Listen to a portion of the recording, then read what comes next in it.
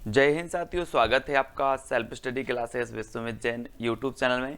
दोस्तों, हिंदी साहित्य में बहुत बढ़िया फनी ट्रिक लेकर के आया हूं और कुछ ऐसी रचनाएं आपको याद करवाने वाला हूं जो आपके पेपर में पूछी ही जाती हैं, बहुत ही इंपॉर्टेंट है। तो पूरा वीडियो अवश्य देखें। और इसके पहले बहुत सारे funny video, tricky video upload हो चुके हैं, उनको आपको ज़रूर देखना है। दोस्तों, जो भी हमारे नए साथी हैं वो चैनल को सब्सक्राइब कर लेना, वीडियो को लाइक और शेयर करना है। सिर्फ आपको पूरा वीडियो देखना है, कुछ भी याद नहीं करना। जितना भी मैं पढ़ाऊंगा पूरा आपको याद हो जाएगा। ठीक है, तो स्टार्ट करते हैं दोस्तों आज का ये वीडियो। आज के वीडियो में सबसे पहले हम आपसे टेस्ट लेंगे और उसके बाद आपको ट्रिक से याद भी करवाएंगे। ठीक है, तो डबल डबल चीज़ें आपको हो रही हैं, टेस्ट भी हो रहा है, ट्रिक भी मिल रही है दोस्तों, और स्पेशल वीडियो होने वाला है, स्पेशल सेशन होने वाला है। चलिए, फर्स्ट प्रश्न अपना हिंदी की प्रथम आत्मकथा है। दोस्तों, कई बार क्वेश्चन पूछा जा चुका है अभी तक, और आपको बताना है कि हिंदी की प्रथम आत्मकथा कौन सी है। अच्छा, एक बात बताना दोस्तों, जब व्यक्ति अपनी आत्मकथा लिखता है तो आत्मकथा और प्रथम आत्मकथा तो क्या रह जाती है? अर्ध रह जाती है, अर्ध। आप बोलते हो सर मेरा प्रथम प्रयास था, अधूरा रह गया, लेकिन अगले प्रयास में मैं निकल जाऊंगा। तो प्रथम प्रयास था, आधा रह गया, अधूरा रह गया, यानी कि अर्ध कथानक है बनारसी दास जैन की, है ना। याद रख लेना, हिंदी की प्रथम आत्मकथा है, यानी कि जो आपका उत्तर हो जाएगा वो क्या हो जाएगा? अर्ध कथानक। आ नंबर आपका बिल्कुल सही हो जाएगा। ठीक है, प्रथम आत्मकथा आधी रह गई, अर्ध रह गई, तो अर्ध कथानक। ठीक है, पंक्तिहीन आत्मकथा किसकी है दोस्तों? चार विकल्प हैं आपके सामने, विष्णु प्रभाकर, राजेंद्र यादव, कमलेश्वर और रविंद्र कालिया। दोस्तों, एक चीज बताना कि इस सृष्टि की जो रचना की वो किसने की? विष्णु जी ने। ठीक है, और विष्णु जी ने पक्षियों को पंख दिए, लेकिन इंसानों को पंख नहीं दिए। विष्णु जी ने कहा कि अगर इंसानों को पंख दे दिए होते तो ये तो फिर क्या आसमान में उड़ते हैं ना, इसलिए क्या किया विष्णु जी ने? पंखहीन बना दिया। बोले पंख नहीं देंगे, तो पंखहीन बना दिया किसने? विष्णु जी ने। इसलिए पंखहीन जो आत्मकथा होगी वो किसकी होगी? विष्णु प्रभाकर। विष्णु प्रभाकर, यानी कि जो आपका विकल्प नंबर आ है वो क्या हो जाएगा? बिल्कुल सही हो जाएगा। अब कभी पूछा जाएगा बोले पंखहीन, हाँ कहीं बोले इंसानों को पंखहीन बना दिया विष्णु जी ने, है ना। सृष्टि के रचयिता हैं, तो आ नंबर आपका बिल्कुल सही हो जाएगा। अगला बताना है, बूंद बावड़ी किसकी आत्मकथा है दोस्तों? बूंद बूंद बावड़ी, है ना। जब आप किसी चीज के लिए आपकी लगन होती है, किसी चीज के लिए आपकी धुन होती है, तो आपकी बूंद बूंद बावड़ी हो जाती है। ऐसा ही दोस्तों, किसी का नाम है पद्मा, है ना, और पद्मा के बारे में सच है कि पद्मा सच में बावड़ी है।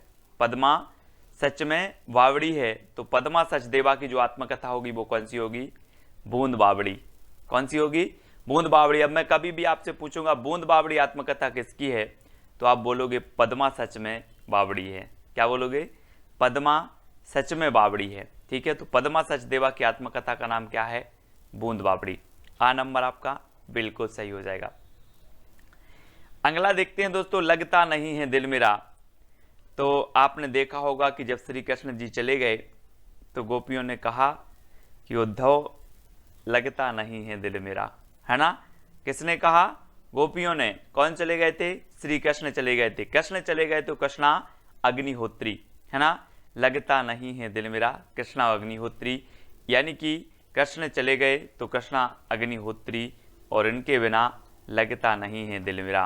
तो लगता नहीं है दिल मेरा कभी भी पूछा जाएगा, बोले लगता नहीं है दिल मेरा आत्मकथा के लेखक कौन है, लेखिका कौन है, तो बता देना कि कृष्ण के बिना लगता नहीं है दिल मेरा, यानी कि कृष्णा अग्निहोत्री। सा नंबर आपका बिल्कुल सही हो जाएगा। ठीक है, अगला है दोस्तों, जो कहा नहीं गया आत्मकथा है, तो ये किसकी है? जो कहा नहीं गया दोस्तों, कुसुम नाम की कोई लड़की है और उसे अपनी कोई मन की बात कहनी है, लेकिन उससे कहा नहीं गया। क्या नहीं कहा गया? कहा नहीं गया। या फिर ऐसे करते हैं दोस्तों कि कुछ लोग क्या होते हैं, अपनी बात नहीं कह पाते सामने, तो वो क्या करते हैं? कुसुम दे देते हैं। कुसुम, है ना, कुसुम यानी कि फूल, फूल दे देते हैं। बोले जो कुछ कहा नहीं गया वो फूल से कह देंगे, है ना। तो जो कहा नहीं गया कुसुम अंचल, जैसा भी आपको याद रखना है। ठीक है, कुसुम अंचल, डी नंबर आपका बिल्कुल सही होगा। जो कहानी गया कुसुम अंचल, वो कुसुम से कह दिया। ठीक है, तो डी नंबर आपका बिल्कुल सही हो जाएगा। अगला है दोस्तों, एक कहानी यह भी, आत्मकथा किसकी है? एक कहानी यह भी। दोस्तों आपको पता है कि बहुत ही बढ़िया आत्मकथा है।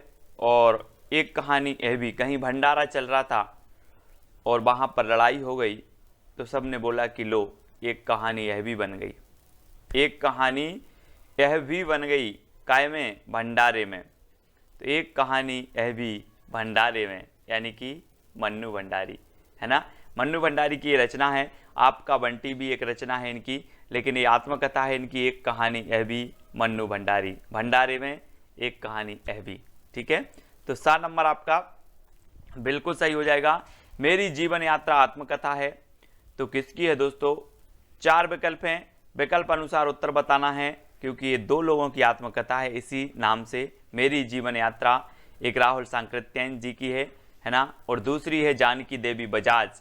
लेकिन मेरी जीवन यात्रा कौन सी गाड़ी से करना है हमें? बजाज गाड़ी से करना है, बजाज, है ना। ये बजाज की गाड़ी दिख रही है यहाँ पर, बजाज गाड़ी से मेरी जीवन यात्रा शुरू करनी है, बजाज से करनी है, तो जानकी देवी बजाज और मेरी जीवन यात्रा, यानी कि आपका उत्तर क्या होगा? विकल्प नंबर बी। ठीक है, बी नंबर आपका बिल्कुल सही हो जाएगा। अब कभी भी आएगा जानकी देवी बजाज की जो आत्मकथा का नाम है वो क्या है, तो आप बोलोगे कि मैंने बजाज गाड़ी से मेरी जीवन यात्रा प्रारंभ की थी, बजाज से। ठीक है, ऐसे भी याद रखेंगे। दोस्तों तिरस्कृत आत्मकथा किसकी है? तिरस्कृत अपन बोलते हैं, क्या बोलते हैं कभी कभी जब अपन बहुत सारा काम कर लेते हैं यार, अपन बोलते मैं तो त्रस्त हो गया इस काम से, ऐसे बोलते ना। ऐसे ही सूरज आपको रोज प्रकाश दे रहा है, रोज आपको धूप दे रहा है, सूरज भी कभी बोल देगा यार मैं तो त्रस्त हो गया हूँ, धूप दे करके, प्रकाश दे करके क्या हो गया हूँ? त्रस्त हो गया हूँ। कौन बोल रहा है? सूरज बोल रहा है। तो सूरजपाल चौहान, तिरस्कृत ये जो आत्मकथा है वो किसकी होगी? सूरजपाल चौहान की, क्योंकि जो सूरज है वो क्या हो गया है? त्रस्त हो गया है ना, त्रस्त हो गया है। तो इस प्रकार से तिरस्कृत आत्मकथा सूरजपाल चौहान की होगी। आ नंबर आपका बिल्कुल सही होगा। लौटाओ धार संस्मरण है, तो किसका है? लौटाओ धार।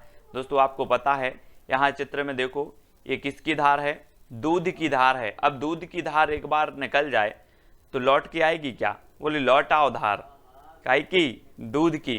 तो दूधनाथ सिंह, है ना। आ नंबर आपका बिल्कुल सही हो जाएगा, दूधनाथ सिंह। लौटाओ धार दूधनाथ सिंह की रचना है, बहुत ही बढ़िया है ना, संस्मरण है, याद रखेंगे। अगला है दोस्तों, याद हो कि ना याद हो, संस्मरण किसका है? आपने वो फिल्म देखी होगी घातक, सनी देओल की। उसमें बोलता है कि आपको सुनकर बहुत खुशी होगी कि आज से आप मेरी गिरफ्त में काम करोगे। लेकिन याद रखना यहाँ पर हमें क्या है? याद, काशीनाथ, याद हो कि ना याद हो, आज से तुम मेरी गिरफ्त में काम करोगे। याद हो कि ना याद हो, किससे बोले हैं? काशीनाथ, काशीनाथ। इसमें सनी देओल का नाम क्या रहता है? काशीनाथ। और काशीनाथ याद रखना है, याद हो कि ना याद हो, आज से तुम मेरी गिरफ्त में काम करोगे, है ना। तो आपको याद रख लेना, याद हो कि ना याद हो, इसके जो लेखक हैं वो कौन है? काशीनाथ से हैं, यानी कि आपका जो विकल्प नंबर डी है वो बिल्कुल सही हो जाएगा। अगला है दोस्तों, अतीत के गर्त से संस्मरण है, तो किसका है? अब एक चीज बताना दोस्तों कि आप अतीत के गर्त में चले गए हो, और अतीत के गर्त से आपको कौन निकालेगा? मैं निकालूंगा क्या? विकल्प देख लो। अतीत के गर्त से आपको जो निकालने वाली हैं वो है भगवती। आप भगवती के चरण में जाओ, भगवती आपको अतीत के गर्त से निकालेंगी, है ना। तो अतीत के गर्त से ये संस्मरण किसका होगा? तो भगवती चरण वर्मा। ठीक है, अतीत के गर्त से कौन निकालेगा? बोले सर भगवती। तो अतीत के गर्त से संस्मरण किसका होगा? भगवती चरण वर्मा का। ठीक है, बी नंबर आपका बिल्कुल सही होगा। पैरों में पंख बांधकर किसका यात्रा वृत्तांत है? तो 4 विकल्प हैं, 2 सेकंड आपको दिए जाते हैं दोस्तों, है ना। पैरों में पंख बांधकर उड़ना है, और कहाँ पहुंचना है? वृक्ष के ऊपर। कहाँ पहुंचना है? वृक्ष के ऊपर। पैरों में पंख बांधकर वृक्ष के ऊपर। ठीक है, यानी कि राम वृक्ष वैनीपुरी। ठीक है, पैरों में पंख बांधकर वृक्ष के ऊपर बैठना है, तो राम वृक्ष वैनीपुरी, बी नंबर आपका बिल्कुल सही हो जाएगा। सृजन के सेतु किसका संस्मरण है? सृजन के सेतु बताना है हमें दोस्तों। और आपको पता होगा दोस्तों कि इस सृष्टि का सृजन किया विष्णु जी ने, तो सृजन के सेतु भी कौन होंगे? कौन होंगे? विष्णु प्रभाकर, है ना।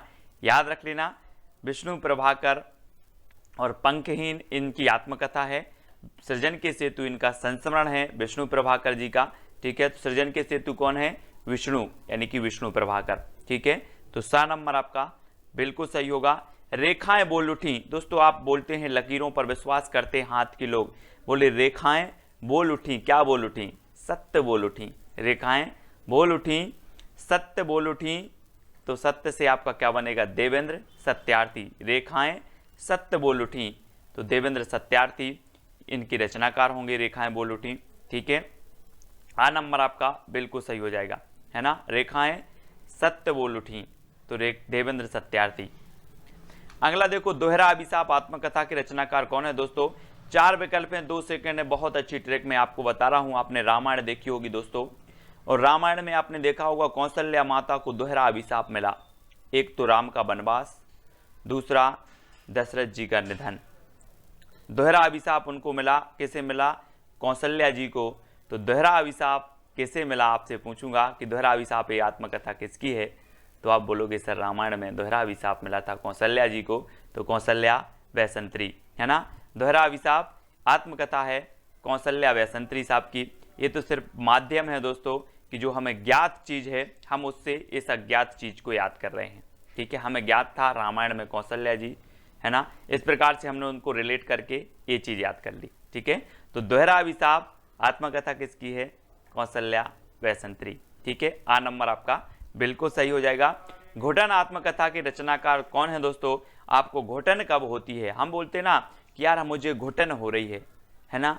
कोई कोई जब रहते हैं, बहुत सारे लोग ऐसे रहते हैं जिनको राम और शंकर उनके इष्ट देवता होते हैं, और राम और शंकर के जब तक वो दर्शन ना करें तब तक उन्हें क्या होती है? घुटन होती है ना। हम और आप सभी लोग ऐसे ही हैं, और जब राम और शंकर के दर्शन ना हो तो क्या होने लगती है?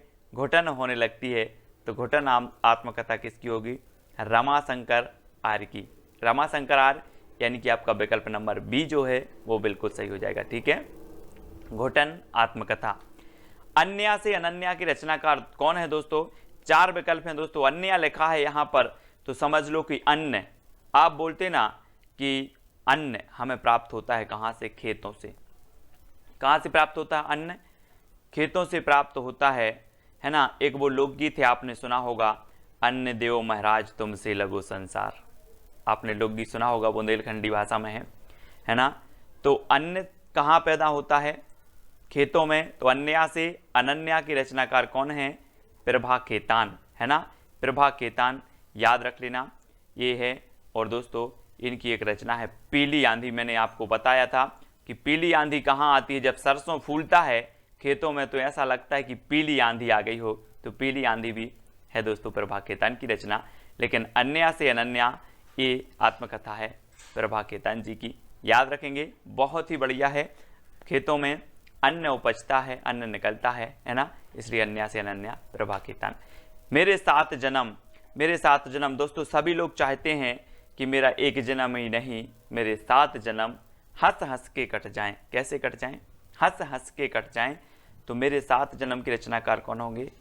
हंसराज रहवार, यानी कि आपका विकल्प नंबर जो आ है वो बिल्कुल सही हो जाएगा। हंसराज रहवार, मेरे 7 जन्म हंस हंस के कट जाएं। वो आपने गाना सुना होगा, 7वें जन्म में तेरे साथ रहूंगा, यार सुना है ना सभी लोगों ने, दिल वाले फिल्म का।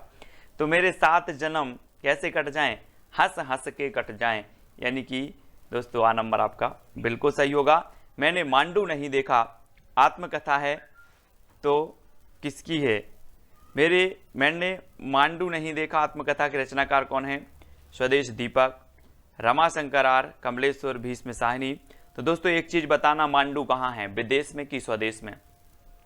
कहाँ है मांडू? और दोस्तों मांडू है कहाँ पर? स्वदेश में। तो मैंने मांडू नहीं देखा, ये आत्मकथा किसकी होगी? किसकी होगी?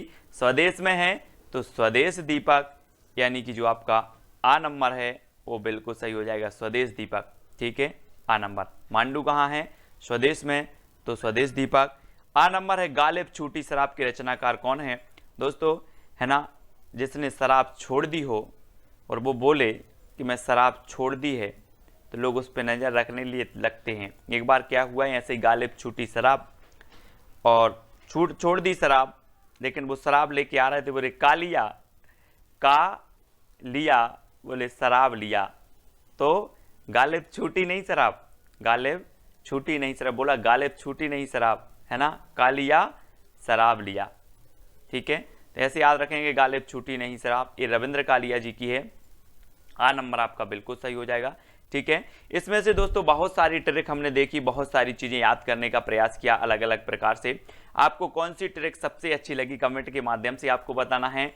और दोस्तों एक चैलेंज प्रश्न है आपका कि अपनी खबर किसकी आत्मकथा है, ये आपको बताना है कमेंट के माध्यम से। हर वो बंदा बताएगा जिसने वीडियो देखा है। ठीक है, अपनी खबर किसकी आत्मकथा है, बहुत सारी रचनाएं आत्मकथाएं संस्मरण याद किए हमने।